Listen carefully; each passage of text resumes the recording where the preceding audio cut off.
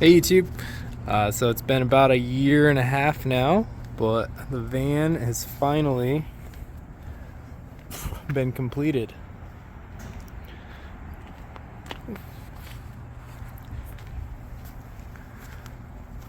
So tons of work, semi-questionable body work and paint obviously, but I think it turned out all right. I still need a ring for the vent up there, but as far as that goes, the headliner's all done. Got a couple USB ports to plug in and chargers and whatnot, but turned out pretty good, I think. So we got the back seat, got a little bed back there, got the heater. Those things work great, by the way. I got the little electrical panel. I got interior lighting. So yeah, that works good. I made a little center console, hold some speakers for the radio, and the engine here got about 600 or 700 miles on this thing so far. It runs really good. Nothing too crazy's happened other than the intake and exhaust gasket took a little extra work to make that thing work, but it's good now. So not too bad. This heat tape helps a lot, helps keep a lot of the heat out.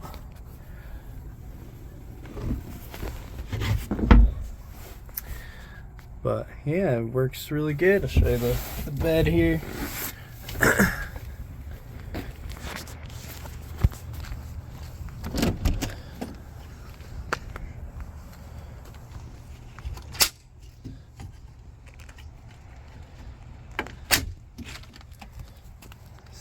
Let's see. This is just where I keep the fuel tank access. And spare tools, because it's still kind of unproven, but I haven't needed any of it, knock on wood.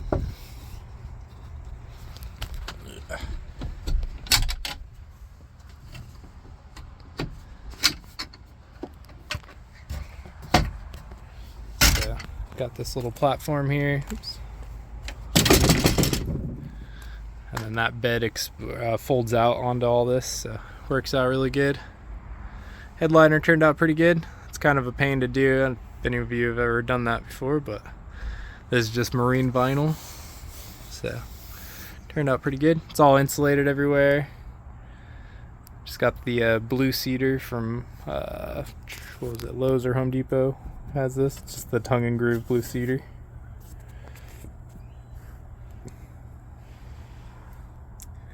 Yeah. So, year and a half of work, but like I said, put about 700 miles on it so far and haven't had too many issues. The only issue I had was I got an exhaust leak on a big road trip, and then I tried to fix that and I created a manifold leak, so I was super worried about that, but it's all good now. But yeah, let me get the keys real quick and I'll fire it up. Been driving it around all day, so it might be a little hot, so it might not start super fast, but it's all right.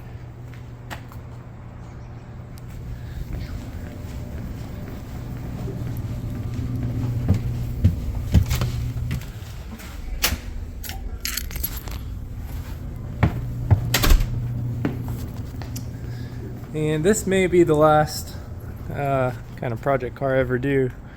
The parts these days that people are putting out are just unreliable at best, to say the least. They're just kind of junk. So a lot of parts that I've purchased have had to be replaced just because of they just simply failed after a couple days or a couple weeks of work. So I don't know if you remember, but there was separate speedometer and RPM here. Both of those gauges were trash. Didn't work at all. The temperature gauge didn't work at all. Well, it worked for like a week and then it stopped working, so I went with the mechanical one. Fuel gauge didn't work. Yeah, it wasn't accurate at all. The volts and the oil pressure seemed to be working fine, so I kept those. Unfortunately, they don't match, but that's fine. And then I would like it if the RPM was a little bigger, but that's fine. And then it's a GPS speedometer, so that's got its own issues, but everything works, so that's nice. So let's see if it'll fire up after I've been driving around all day. Yeah,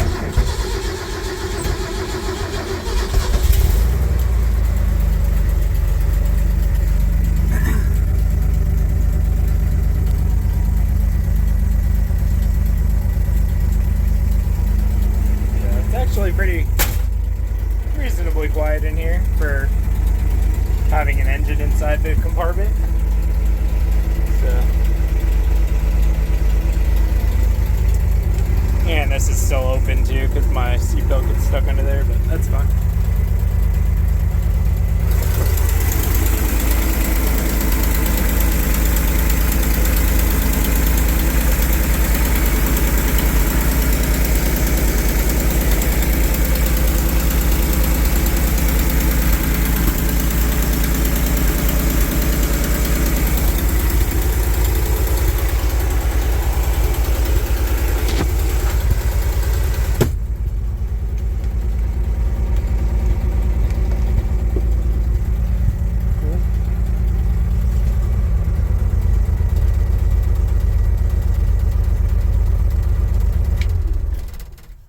Yep, so it's been a whole thing, but it's on the road and ready to be driven. So yeah, well, thanks for watching, and I hope you guys enjoyed the series of videos that came out about this thing. And if you're gonna, like I said, if you're gonna start your own project car or project van or whatever, I just highly recommend you have a vehicle that has a well supported aftermarket, because this one did not. So alright guys, well, happy wrenching, good luck on your projects.